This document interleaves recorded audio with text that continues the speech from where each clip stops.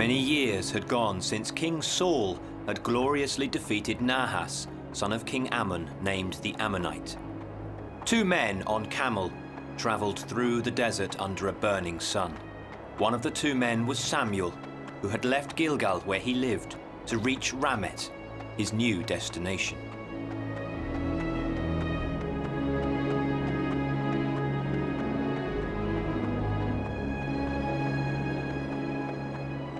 We've been traveling for 3 months. Aren't you tired, Samuel?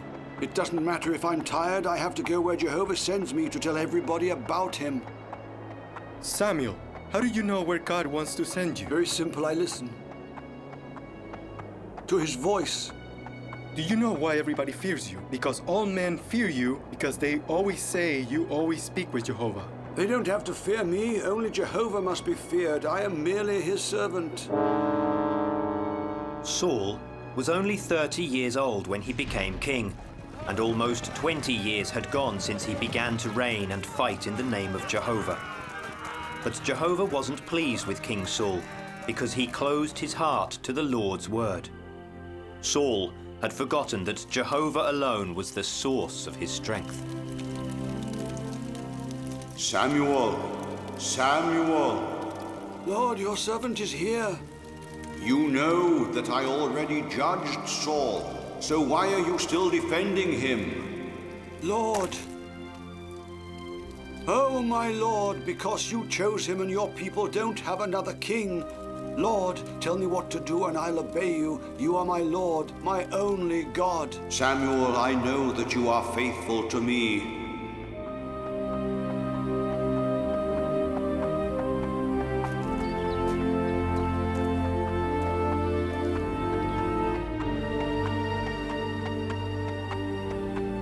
Samuel! Saphioth, it has been a very long and hard journey, but finally here we are. Blessed be the name of the Almighty who sent you among us. Accept this bread and salt, Samuel. Thank you, Saphioth. May the name of the Almighty always be blessed.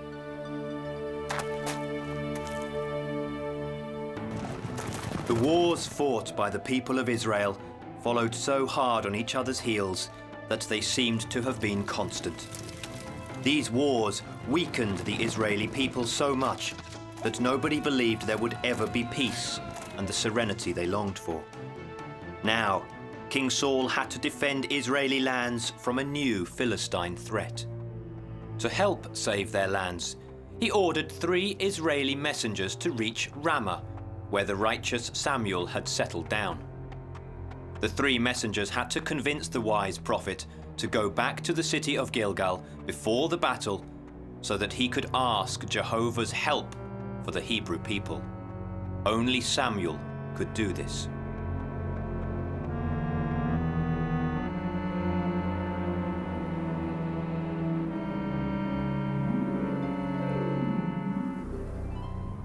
He asks me to make a trip once more. Couldn't he come to me here in Ramah? If he left the city of Gilgal to come to you, many would think that he's trying to escape. The people, and even Jonathan, his son, they would all be afraid, and many would run away. He's asking you to go to him because he also fears the strength of the enemy. And he knows that only you, Samuel, can implore Jehovah to fight with us against the Philistines and save our lives, as you have done before. Only now King Saul remembers his God just because he is afraid. The Philistines are too many. They swore to kill every Israeli they meet on their way and to tear the king to pieces. This is not Jehovah's will. Israel mustn't perish. Therefore, I'll go to Gilgal. Tell the king to prepare the altar for the burnt sacrifice. I'll go to beg Jehovah to forgive him. Tell him to wait for me. Within 7 days, I'll be there. The 3 messengers went back to Gilgal and told King Saul the term of 7 days set by the wise Samuel. In the meantime, the Philistine soldiers had already camped at Michmas, eastern Belavane, and were getting ready for battle. Their army was composed of 30,000 carts, 6,000 knights, weapons, and a swathe of other fighters. The Philistine people were convinced of victory, and before the day set for battle, they placed their trust in Dagon, their invisible god. Finally, on the 7th day, King Saul arrived. Self-confidently, he gathered his courtiers, the priests and people in the place where they would meet the prophet Samuel. He lit the fire of purification. He chose an animal to offer, and he began to wait. Why don't we attack? We've been waiting for 7 days. Maybe Jehovah is no longer with us. King Saul is afraid. He's waiting for sacrifices from Samuel to offer Jehovah before we attack. It's already been 7 days. He promised he would come. And I have waited for 7 days. You have all seen that I've waited for 7 days, but now I have to fight. The enemy and many of our men think that the demon of fear possess me. Before the battle, I will offer a sacrifice to Jehovah myself. You know well you can't do that, my lord. I am the king and I can do it. Cover me with my mantle. And King Saul did what he should never have done. He offered the sacrifices of gratitude to Jehovah, taking Samuel the wise prophet's place. By doing so, he committed serious sacrilege. May Jehovah be blessed!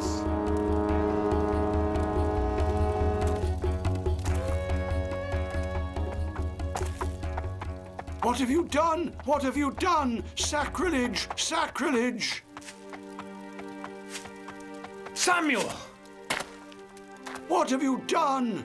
I waited for you, but the people started to doubt their king's strength and they were abandoning me. So I decided that there wasn't much time and that we had to attack the Philistines. You didn't come back, in spite of your promises to be here within 7 days. So I thought You acted foolishly and you didn't obey the Lord's command. Had you obeyed him, you would have established your kingdom over Israel forever. Now, even if you won this battle because of your disobedience, your kingdom won't last long. The Lord is already looking for a man after his heart, and he will appoint him ruler over his people. During his 42-year reign, Saul defeated countless enemies that had attempted to invade his lands and people. The battles he led always ended with his victory. Forward in the name of the great Dagon! Forward!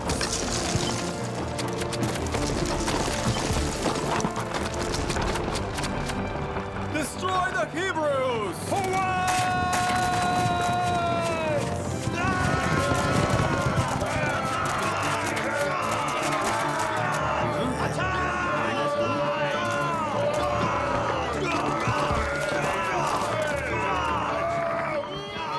After every victory, King Saul took abundant spoils and became very rich. He became the biggest owner of livestock in history because he gathered an enormous quantity of animals: goats, lambs, calves, cows, donkeys and camels. And all these animals had been taken from the enemies he had defeated. Samuel, the prophet, loved Saul very much. And seeing that he no longer listened to the Lord's words, Samuel once again set out through the desert to reach Gilgal. He wanted to convince Saul to realize his own mistakes and to go back to his faith in Jehovah before it was too late.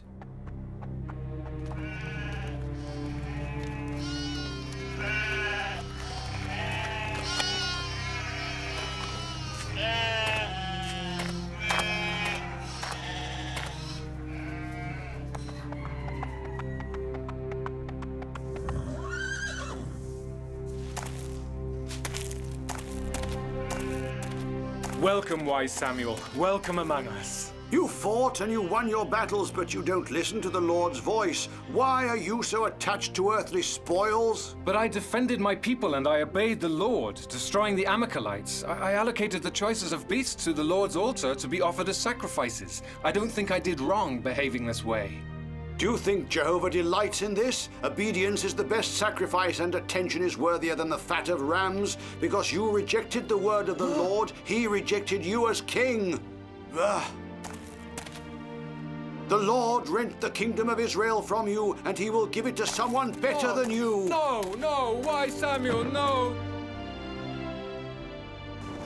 The Lord cannot want this. No. And your tardy repentance won't be able to stop him.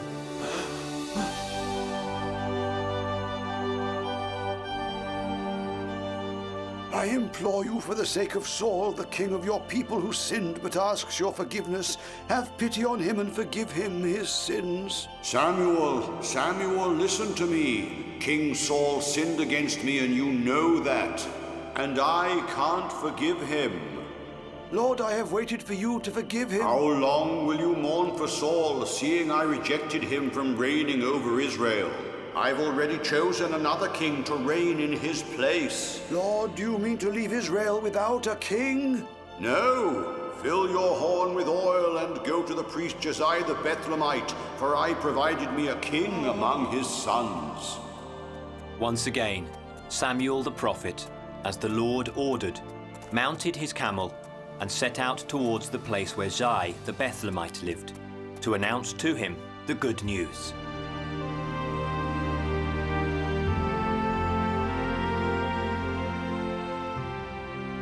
You've a wonderful family. Sons are like arrows in the quiver of their father. He shoots them from his arc far in life to continue his strain and of honoring him. Are these your sons? No, one of them is missing, the youngest one. Now he's grazing the flock. Send for him. Call him. Here he is. He's back right now. Mother, I'm here. Oh, blessed be Jehovah's name always. The boy approached Samuel, who looked at him closely and waited for the Lord to send a sign of consent about the choice of this new king of Israel. Samuel put his hand on the boy's head and waited. This is the one I choose. The Lord chose you, David. Bend your head and worship. In the name of Jehovah, I anoint you king over your people. And through the hand of Samuel the prophet, the Lord elected David, Josiah the Bethlehemite's son, new king of Israel.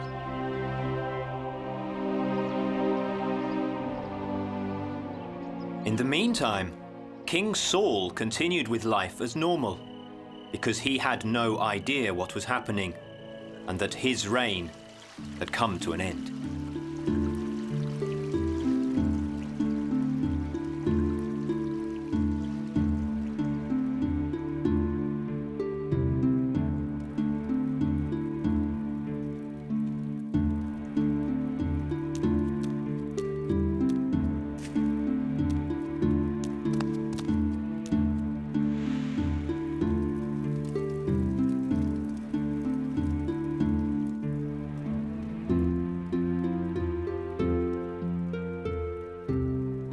That is a terrible musician. Send him away before I kill him, and find another one immediately. The king orders you to stop playing and leave here immediately. Go on. The Hebrews and the Philistines had both camped at Ephes Dammim in the mountains, facing each other, but they were separated by a river that ran through the valley. The Hebrews will move down from the hill to the valley, and when they get there, we'll beat them.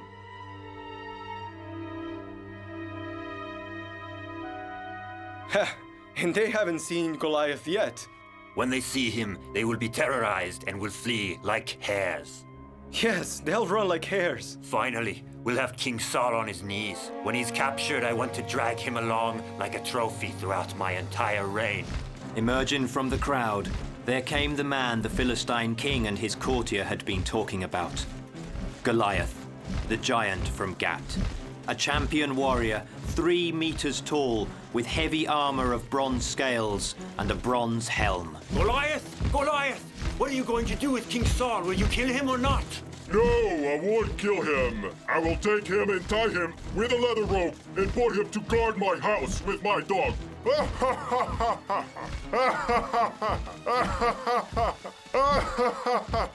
Look, here are the Hebrews.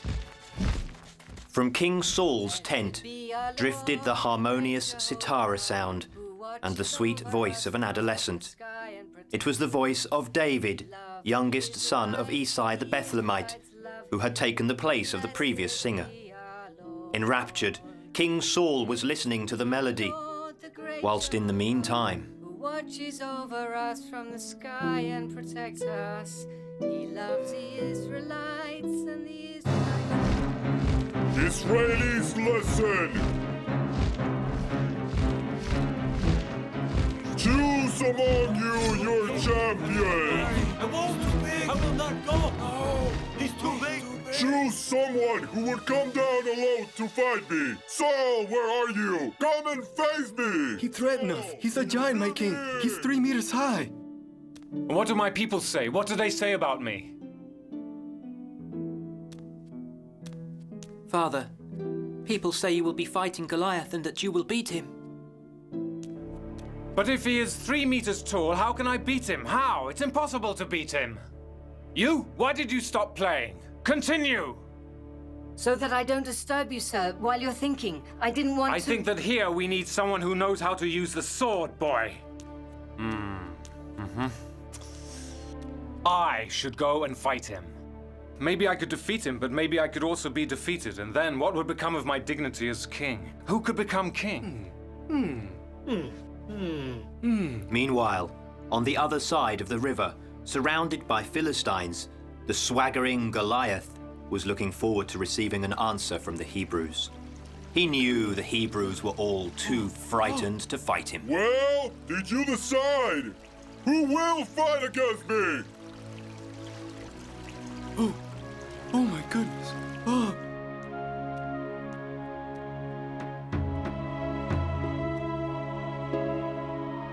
Go away! Get out of here! Goliath challenged the Hebrews for 40 days. The courtiers worried about King Saul, who had become visibly anxious, unable to find a solution to this enormous problem. They had no advice to give him. Having looked in vain for a Hebrew that would accept the challenge, King Saul reluctantly decided he would have to fight Goliath himself. But then, an unexpected offer appeared.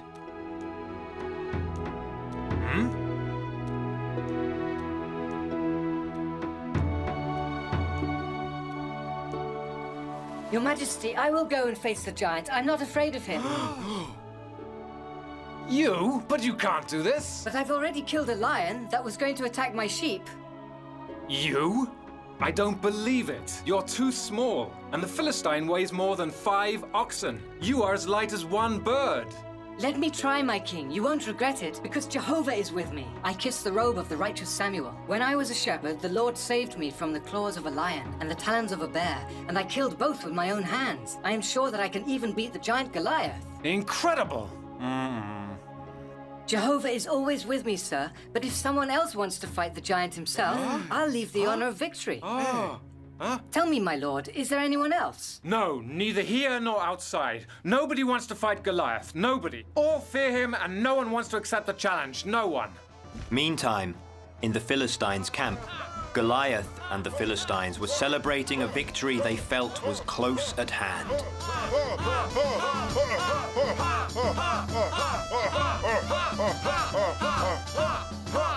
After listening to David's convincing reasoning and seeing his determination to face Goliath, Saul decided to accept him as the Hebrews' challenging champion, even though he was unsure of success. He offered David his own armor to wear. Thank you, Your Majesty, but to beat the giant, I won't need all of this. David took the ill-fitting armor off and simply put his pouch back over his shoulder. He left King Saul's tent, and then he stooped to choose and pick up 5 smooth stones. After choosing carefully, he put them into his shepherd's pouch. Then, he tested his sling.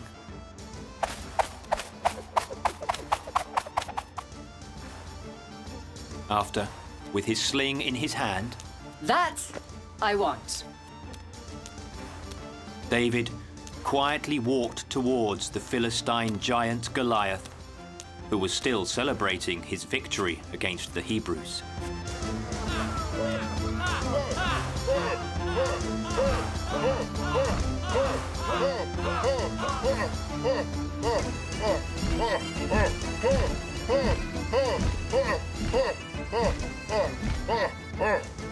Hey, Who are you, simpleton?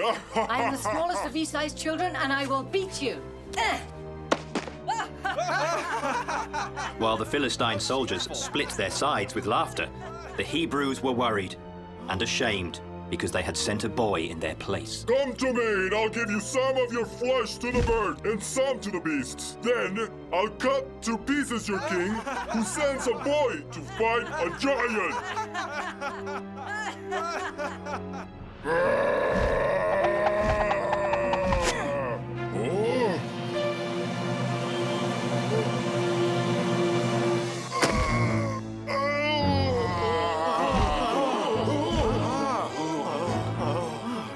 The stone, catapulted by David, struck the mighty Goliath right in the middle of his forehead, and the giant Philistine fell to the ground. Then David took the sword from Goliath's scabbard and drove it through his chest.